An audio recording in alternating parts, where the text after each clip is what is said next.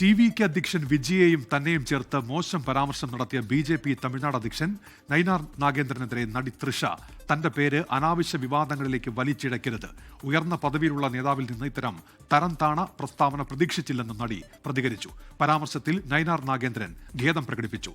നാക്കുപിഴ സംഭവിച്ചു എന്നാണ് വിശദീകരണം. മനേഷ് മൂർത്തി ഇപ്പോൾ ചെന്നൈയിൽ നിന്ന് ചേരുന്നുണ്ട്. മനേഷ്, എന്തൊക്കെയാണ് വിവരങ്ങൾ?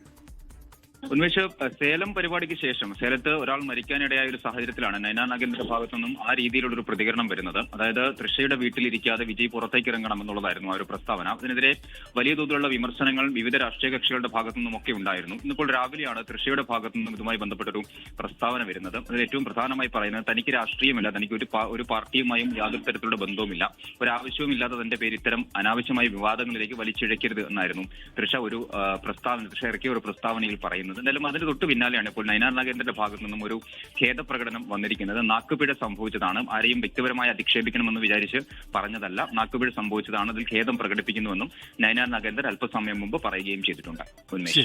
ലോകത്തെവിടെയായാലും ഏത് സമയത്തും 24 വാർത്തകളും ഓഗ്മെന്റഡ് റിയാലിറ്റി പാക്കേജുകളും എക്സ്പ്ലെയിനറുകളും വിശദമായി കാണാൻ ഞങ്ങളുടെ യൂട്യൂബ് ചാനൽ നിങ്ങൾക്ക് സബ്സ്ക്രൈബ് ചെയ്യാം.